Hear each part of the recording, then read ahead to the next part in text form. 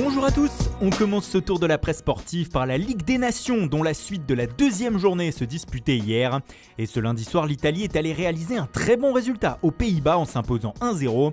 C'est Nicolo Barella qui a offert la victoire à la Squadra Azzurra qui se place en tête de son groupe.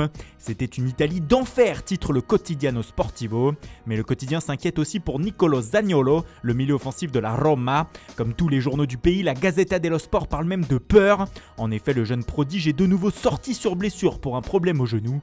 On craint une nouvelle rupture du ligament croisé, lui qui revient de cette même blessure contractée en janvier dernier. Du côté des Pays-Bas, Adesport Vereld n'a ce matin rien à dire sur la prestation de son équipe et rien à dire sur le résultat amplement mérité pour les Italiens.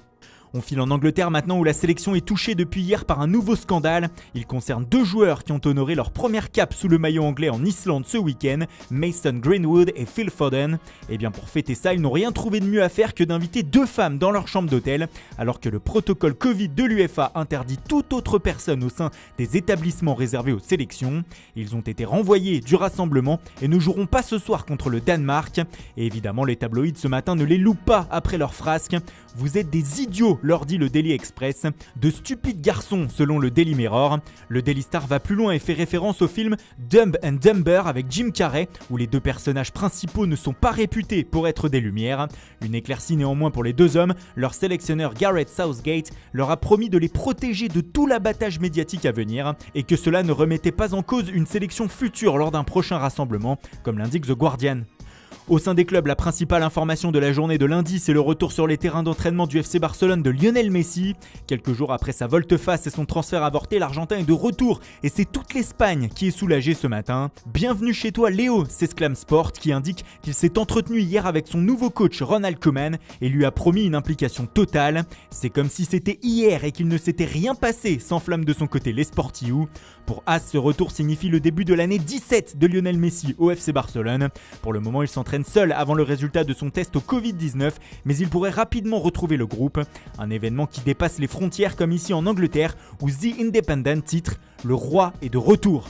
Même chose en Italie avec le Corriere dello Sport qui explique que Messi est de retour sur les terrains, mais avec toujours la tête à Manchester City et des pensées pour Pep Guardiola. Les Citizens n'auraient pas du tout abandonné l'idée de faire venir la Pulga la saison prochaine, écrit le média. Ce dernier se penche aussi sur l'actualité Mercato ce matin et parle de la Juventus.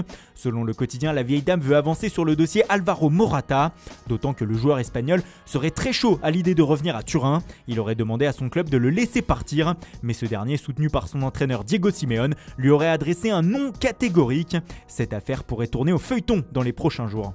Toujours en Italie, la Gazzetta dello Sport sort ce matin une information qui concerne le FC Barcelone sur le dossier Lautaro Martinez. En effet, selon le média, l'Inter serait plus que jamais déterminé à garder son attaquant et pour cela lui aurait soumis une offre de prolongation de contrat de 5 ans avec à la clé une très belle revalorisation salariale de 6 millions d'euros par saison. De quoi tenter l'Argentin, surtout que l'opération en direction de la Catalogne s'embourbe et ne bouge plus depuis des semaines. Tout ça parce que les Blaugrana se sont rendus compte qu'elle était quasiment impossible à réaliser selon Mundo Deportivo.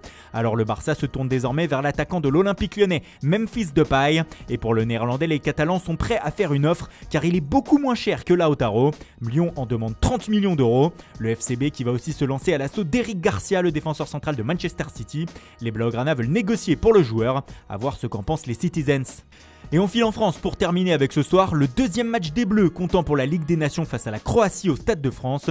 2 ans après la finale de la Coupe du Monde, les deux équipes se retrouvent pour le premier match de l'équipe de France dans l'Hexagone depuis quasiment 10 mois.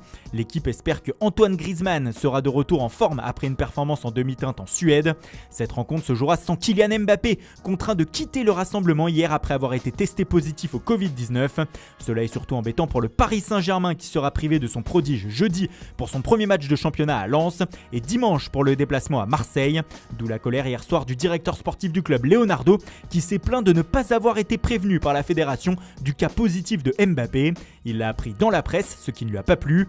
Mbappé n'est pas le seul à avoir été diagnostiqué positif hier. À Manchester City, Riyad Mahrez et Aymeric Laporte ont aussi été contraints à l'isolement, comme le rapporte le Manchester Evening News. Vous sentez cette drôle d'odeur? L'odeur de la saison galère partout en Europe? Voilà, c'est tout pour ce matin. Merci pour votre fidélité, bonne journée à tous et rendez-vous dès ce soir pour un nouveau journal du Mercato.